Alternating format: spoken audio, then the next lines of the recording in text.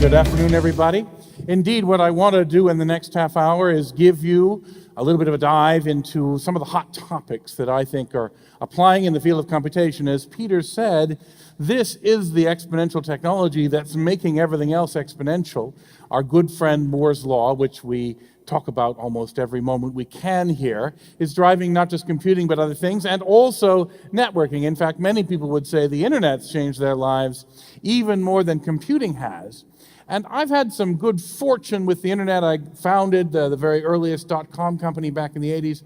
I've been on it since the 70s, and that's given me a chance to identify what I think are the secret ingredients that let it change the world exponentially.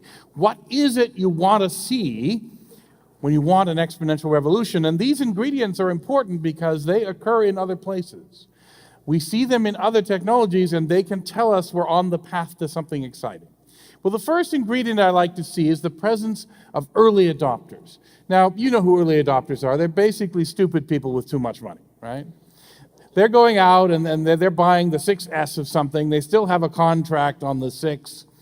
They're not actually stupid, but what they do is provide innovation fuel by wanting to be on the cutting edge. They allow new ideas and new companies to get going, so we want to have these early adopters to make it happen. Now, another thing the internet's taught the world about, it didn't invent this idea, but the idea of open and hackable platforms. And since we're here in the Bay Area, maybe I don't have to tell you that hackable is not necessarily a bad thing, right? In the rest of the world, everyone says, do you mean criminals? No, I mean gear that you can get inside of and change and work with and play, contributing what you build back to the world.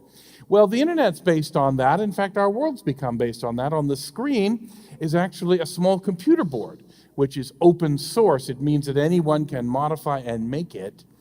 This idea has allowed us to tap into the big problem every company faces, identified by Bill Joy when he said that no matter what company you are, whether you're Google or Facebook or any other smart company, most of the really smart people don't work for you.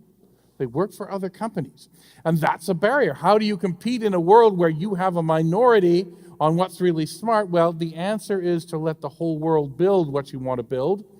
And so open source allows someone living in their father's basement to recompile the kernel in your phone, learn and build and contribute something back to the world, and we all benefit from it.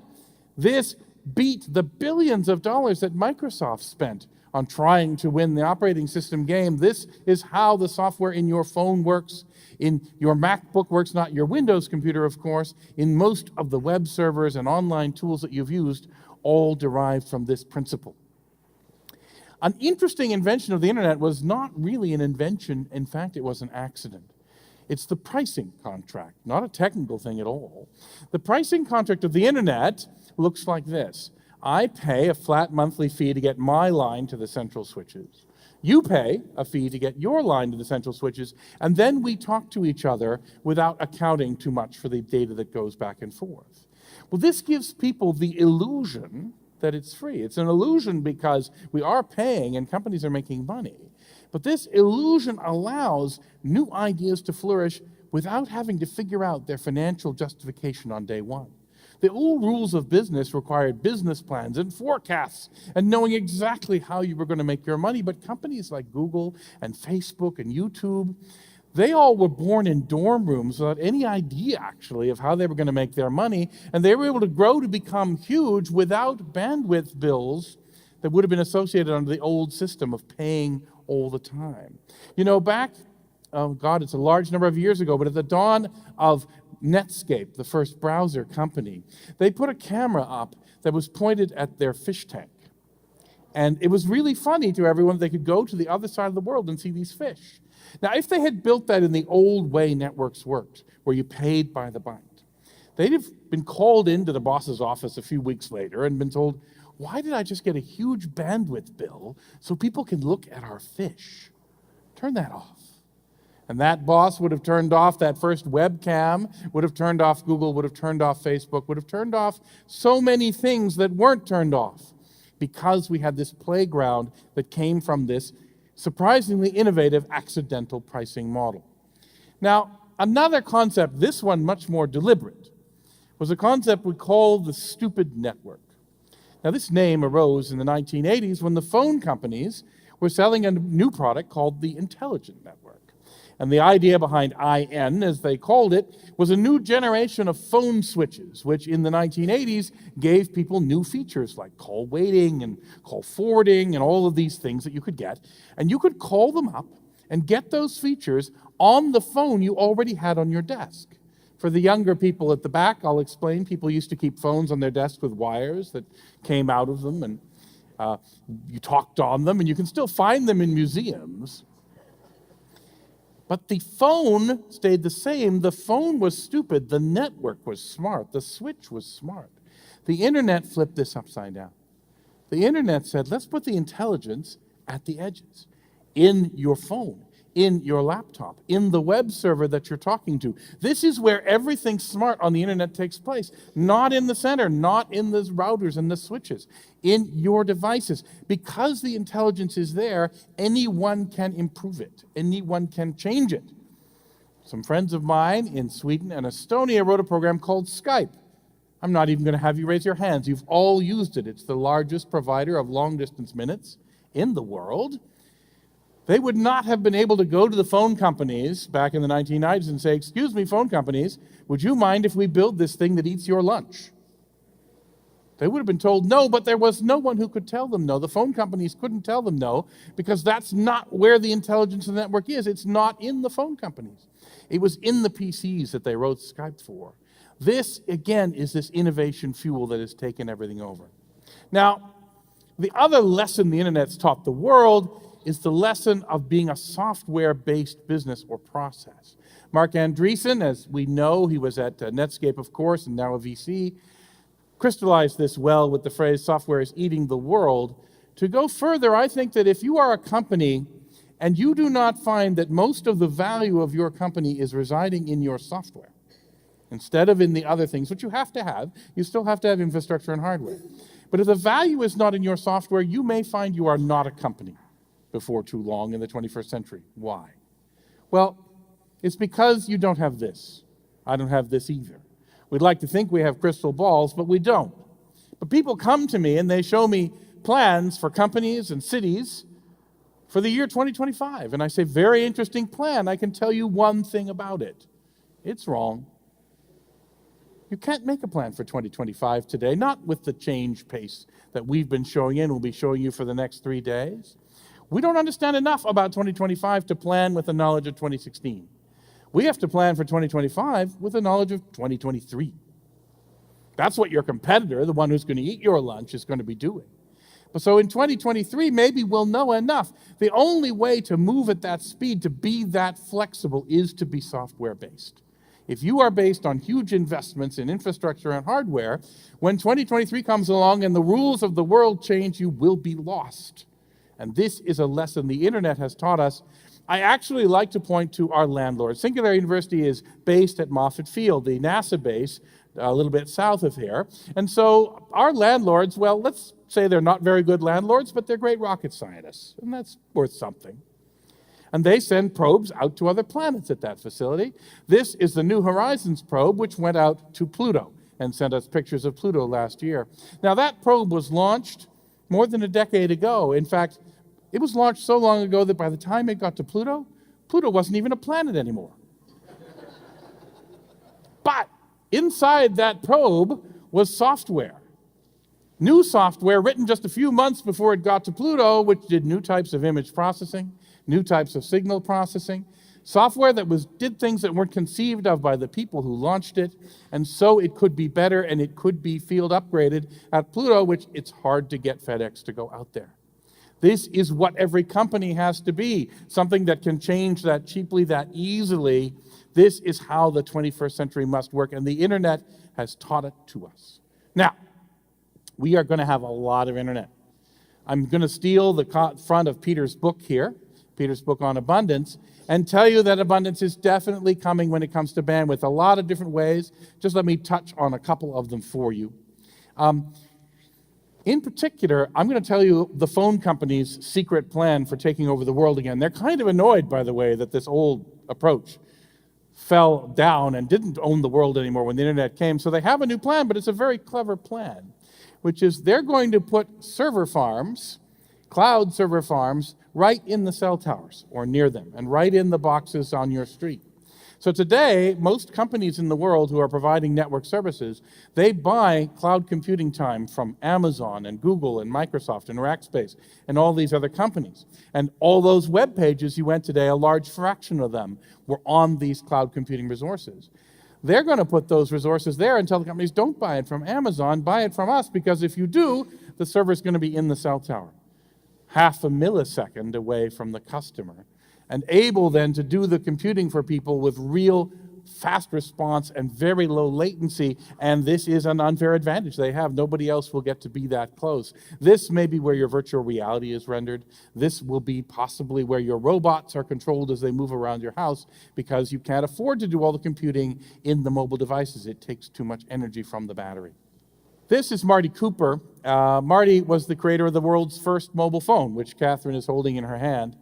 And there we're going to see some interesting developments as we start to unlearn the rules of the previous century, what I call the 1900s. Doesn't it sound very much in the past when I say, back in the 1900s, this is how they did things?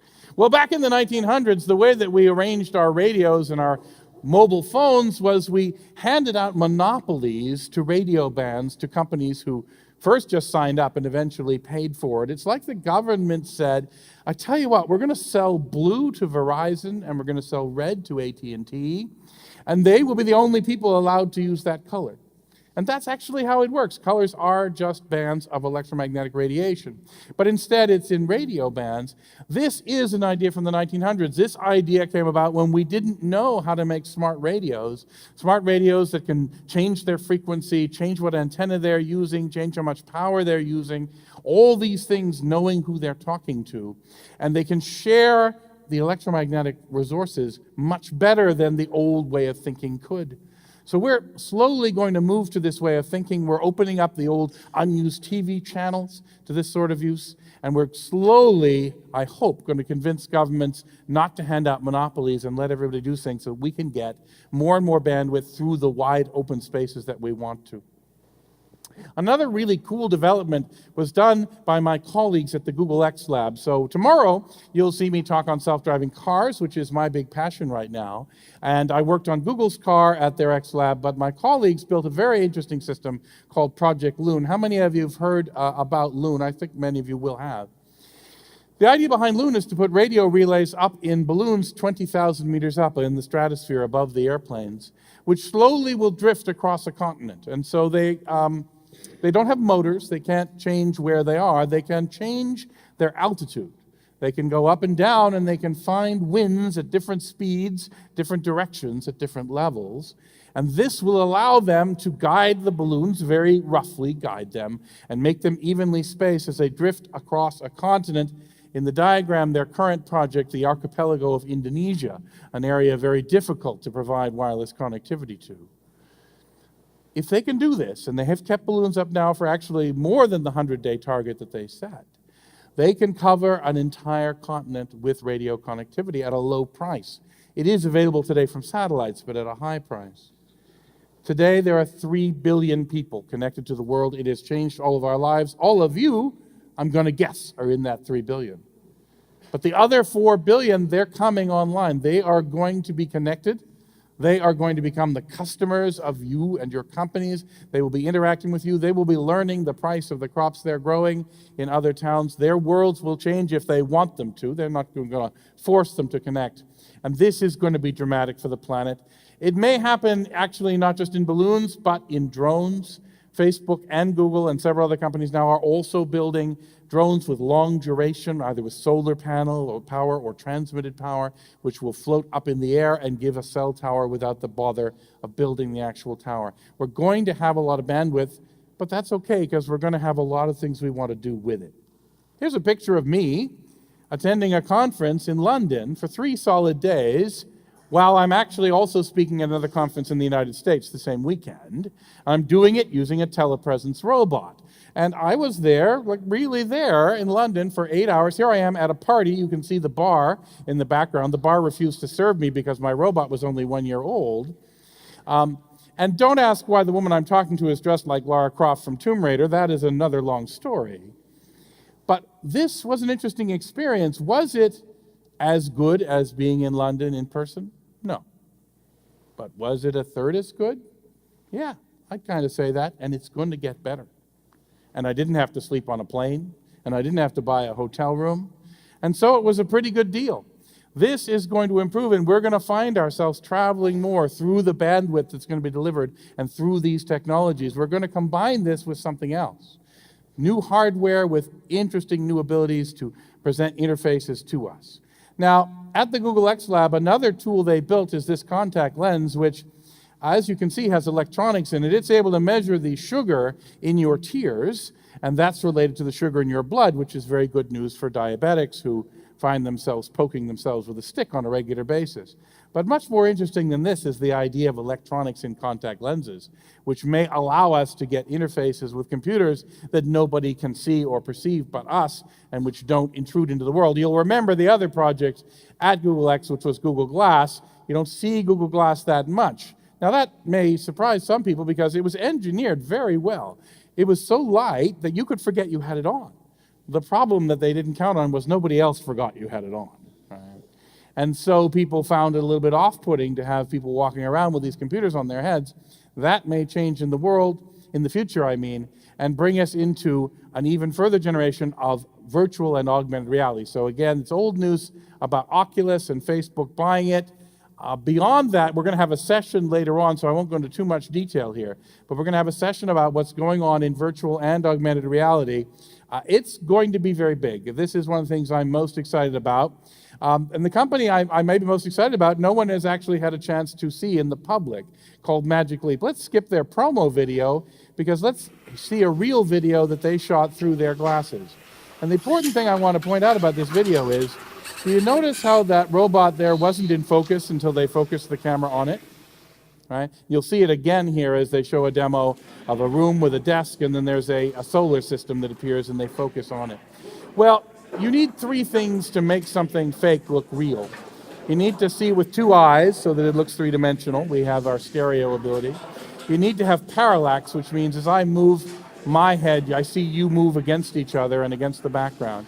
And the third thing is people up close have to focus differently from people in the distance. They've done all three. And in fact, they've now received $1.4 billion in private investment, the largest seed round ever in the history of computation, or of the startups. The story goes that they made this money by bringing in investors and putting the glasses on them and inviting them to take a drink of a cup of coffee on the table. And the investors reached out to pick up the cup of coffee, and their hand went through it because it wasn't there. And then that hand quickly wrote a check. So that's my advice if you want to raise $1 billion, by the way. Now, augmented reality is going to change how we interact with our computers and our entertainment and with other people. And there's one particular industry that I think is going to do a really good job. Oh, sorry, this is another, I'm going to skip it actually, just another Magic Leap demo. It's going to do a particularly good job, skip over this because they're talking about, of exploiting this. I'm not going to name the industry for you. But let's face it, anyone who plays with virtual reality and augmented reality comes out saying, wow, that really felt like I was there, all right? Even if it's very artificial, a roller coaster and so on. Well, anyway, the adult industry has noticed this, and they've actually driven a lot of our communications technologies, VCRs, webcams. All of these things are actually pioneered by horniness. So don't underestimate the value of horniness in getting new technology to us. It's going to happen again here. All right, let's get into what's going on in other areas of hardware. And in fact, I think they put it in the title of this talk. It's not a phrase I like a lot, but it's a phrase you'll hear everywhere. The Internet of Things. How many of you have heard of the Internet of Things? You all put your hands up. Don't worry about it. Well, there is no Internet of Things. That's the bad news. You can't go to the store, even Fry's here in Silicon Valley, and buy a thing and say, all right, I want to plug this into the Internet of Things. Where's the Internet of Things plug?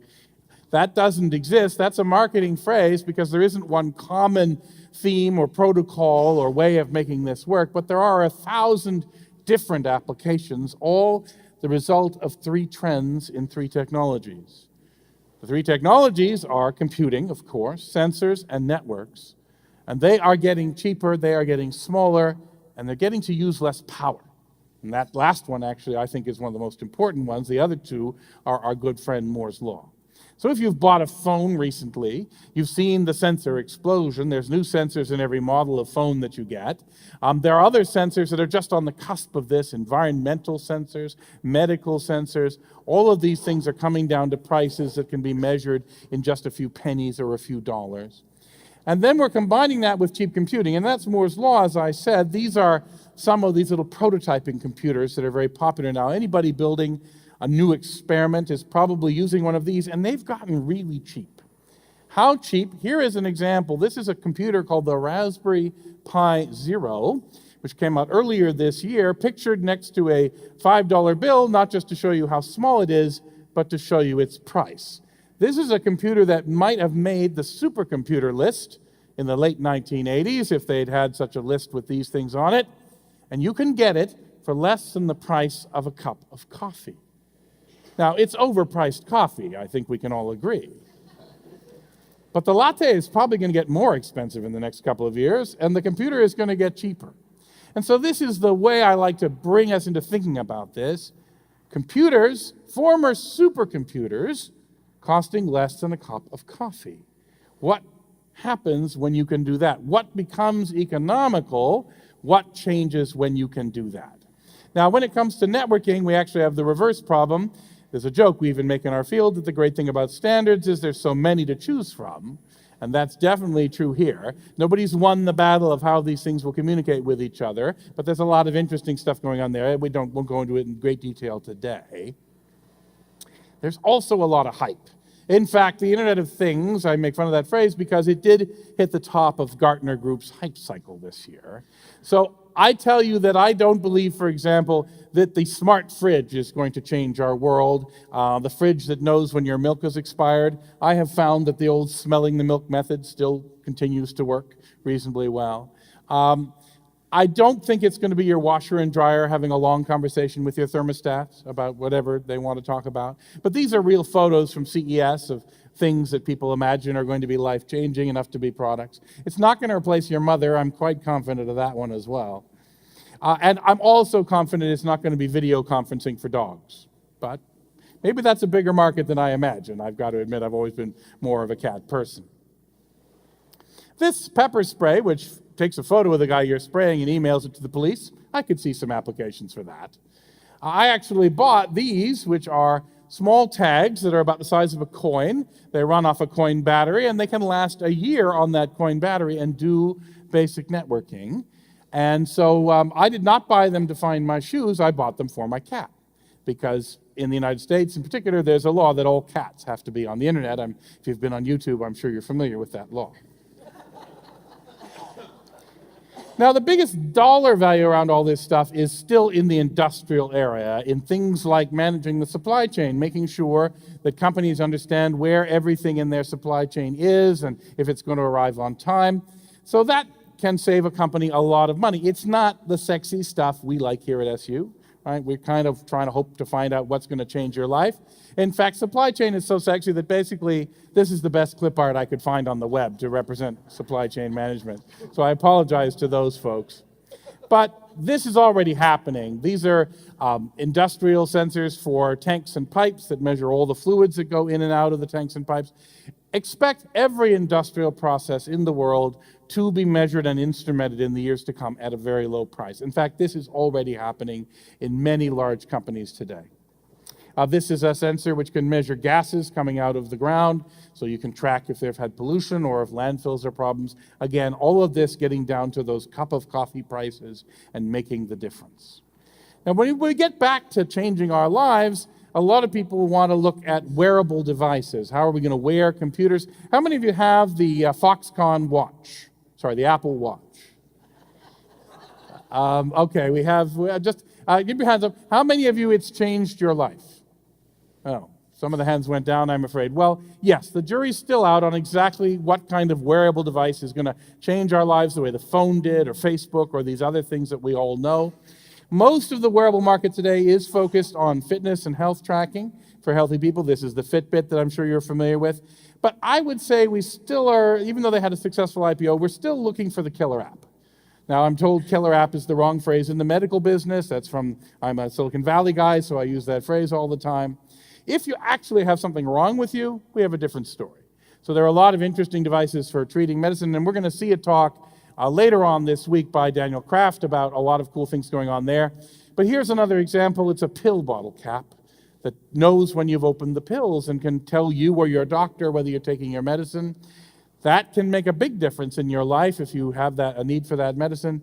But once again, technology, not just cheaper than a cup of coffee, but maybe cheap enough to put in your pill bottle that can run for a long time on a small amount of power, or a light bulb that can change its color in this network. These are available from several companies today.